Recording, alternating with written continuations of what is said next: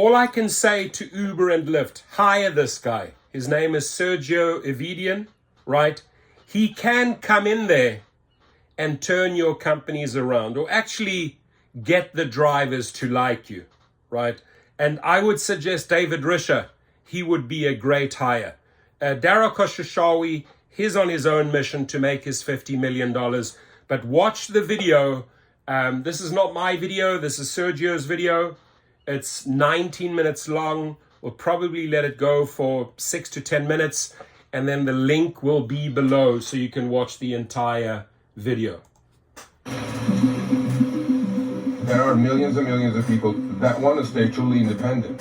They want to be free. They want to pick and choose what jobs they're offered to do or not to do and call their shots. That's the independence that I have. This is Sergio Evedian. He's a former Wall Street trader who now drives for services like Uber and Lyft. But Sergio is more than just an Uber driver. He's one of the leading advocates for rideshare drivers in the United States. Sergio Evedian. It is great to have you back with us. It's been way too long.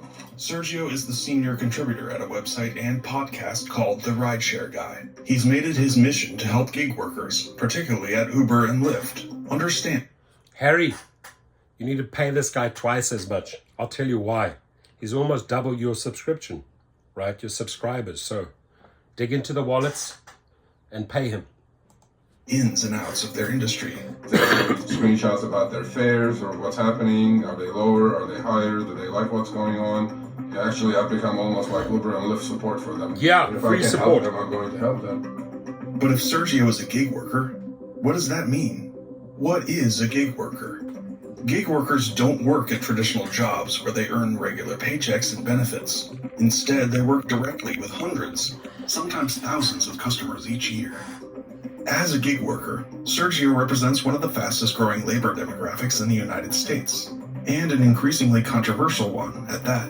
But the concept of gig workers is nothing new, even if many aspects about the regulatory discussion surrounding them are. Share, my friends, share. Let's get this viral. Let's get this viral.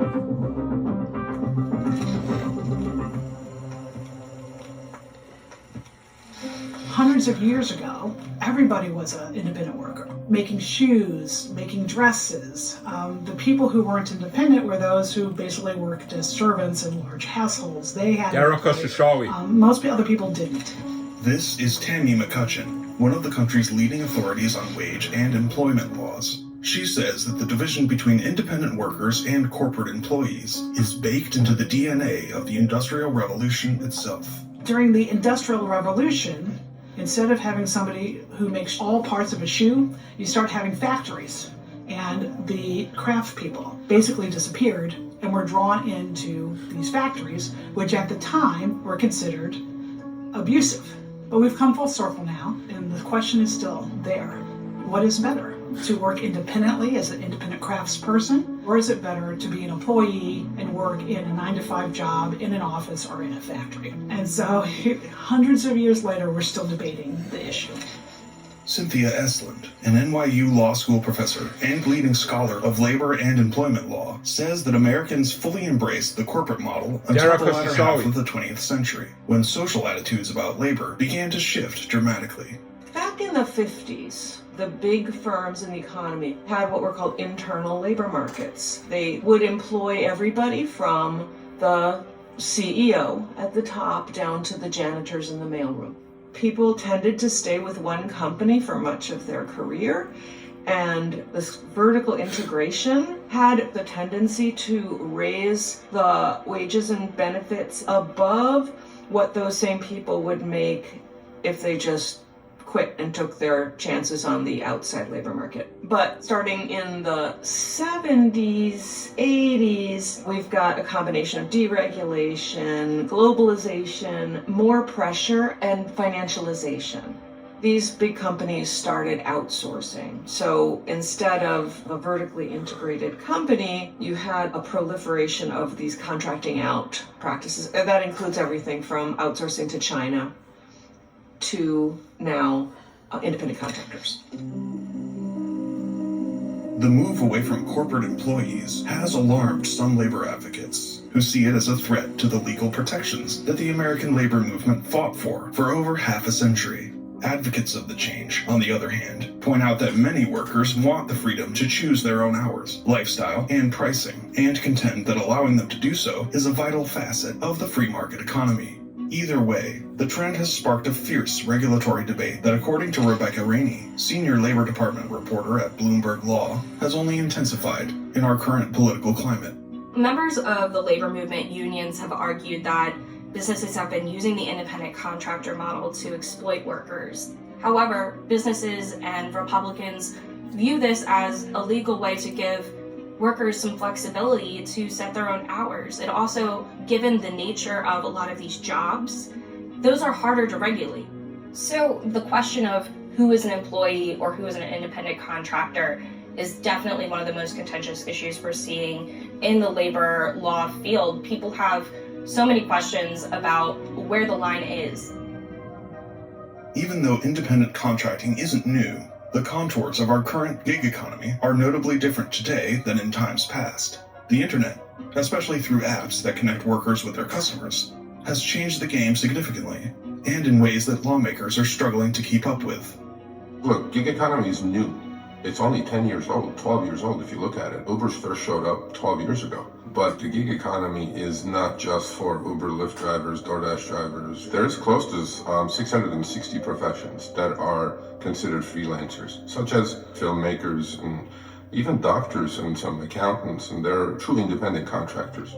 Some people like the flexibility and the freedom it gives them and then make some extra cash to support their W-2 incomes. But the other people completely depend on this, on what they do as self-employed small business owners and independent contractors. And that's the problem that I see with all this regulation that's coming down.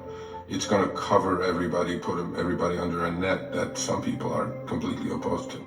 In the United States, the Fair Labor Standards Act outlines a set of rights for workers who are classified as employees. The Fair Labor Standards Act is the law that sets minimum wage requirements, overtime requirements, for workers who are, working more than 40 hours a week. However, that law only applies specifically to employees. So if you're an independent contractor, you are not protected under the Fair Labor Standards Act.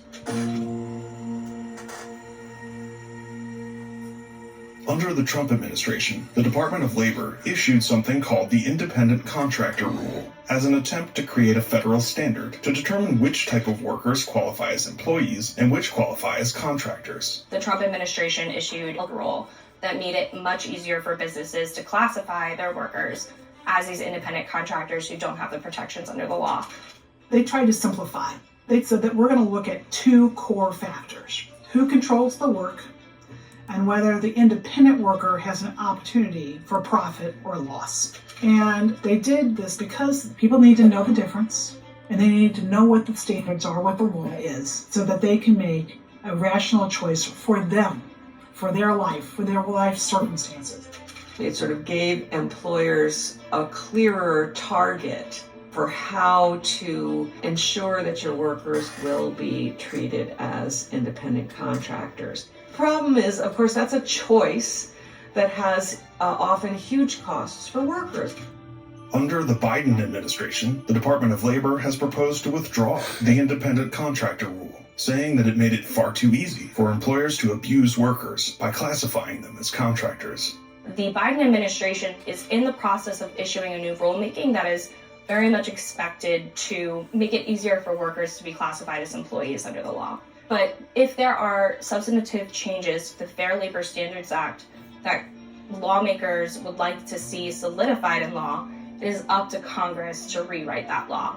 There's a great romance in America with the idea of independent business people, small business people, and that's great for those people who actually have that autonomy and the bargaining power. But what you don't want to allow is for employers to figure out a strategy for treating some of their lowest paid workers as independent contractors and escape all of those minimum standards laws, all of those employee rights that the labor movement and worker advocates have struggled for years to get for employees.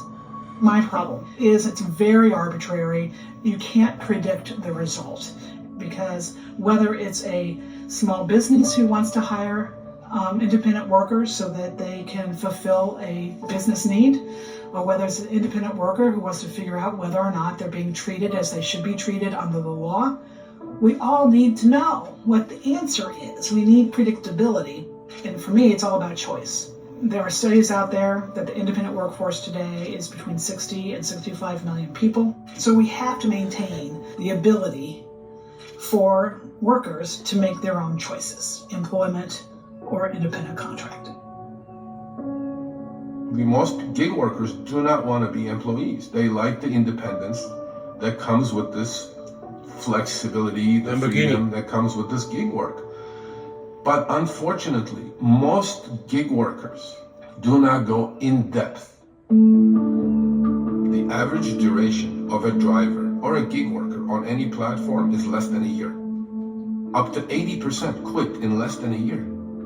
What one side of the argument is coming up with, saying that, yeah, you're abusing these drivers, they don't have any rights, they don't have any employment rights, they don't have health care, they don't have anything else. Well, as an independent contractor, if you run it as a business, then you will be able to make enough money to put money aside for a new car, for healthcare, for these benefits. Unfortunately, it's becoming a lot tougher to run this as a business, because the orders that I receive, most of them are not profitable enough for me to run this as a profitable entity. And most drivers are in the same situation as I am, and they need more protection.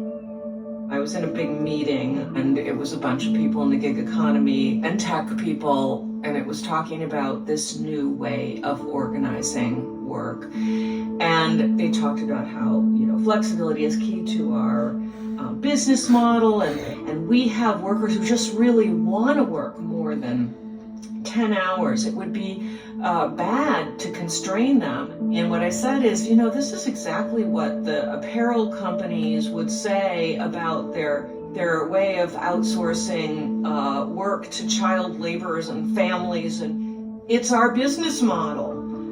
We'll go out of business if we are forced to actually comply with the labor laws. And our answer at the time was tough luck. If the only way your business model works is by exploiting people and treating them at a level that falls below what society has decided is a minimum standard, then you need to drown. Then goodbye, go away, good riddance. Most independent workers, they want to be independent. One study that I looked at, only 10% of the respondents wanted a full-time job who were doing gig work. And for me, one of the great things about independent work is the barriers to entry are so low. With marketplace apps like Uber, like Instacart, like Uplift, like Handy, you don't need to hardly invest anything yourself. You don't have the security of those employment laws, but you also work when you want, how you want, for whom you want. For a lot of people, employment is the better choice. But there's also millions of people who have made the independent choice. And I think it's really important for that choice to be there for everybody. Okay, we're going to stop here. Chapter 4, State Approaches. Watch the entire video below. Great job, Sergio. Great collaboration of a lot of professionals, shedding more light. My opinion, drivers do want to stay independent contractors, but it's up to these companies to really treat them as true independent contractors. They're not treating them like true independent contractors. We can't set our own rates. We don't have multipliers. We get all these restrictions and threats if we don't want to take certain trips. So they need to step it up if they want to keep that independent contractor level. But I'm excited to watch the entire video. It's almost 20 minutes long. The link is directly below. You can pick up here at this point and watch the entire video. Watch it again. It's very educational. Have a good one and leave your comments below. Thank you, Sergio, for reaching out to me. And as I said, I'll gladly share this. Bye-bye.